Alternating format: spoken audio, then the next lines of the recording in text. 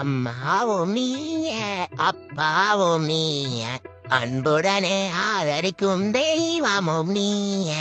என்னடா பாட்டெல்லாம் ரொம்ப பலமா இருக்கு. முருகா, அது பாட்டு இல்ல, அதான் உண்மை. எனக்கு அம்மா அப்பா எல்லாமே நீதான். ஏதோ பெருசா கேட்க போறேன்னு மட்டும் தெரியுதே. சரி, என்ன மேட்ரு? முருகா, தைப்பூசை எதுக்கு இவ்வளவு ஸ்பெஷலு? இந்த நாள் என்னதான் நடந்தது?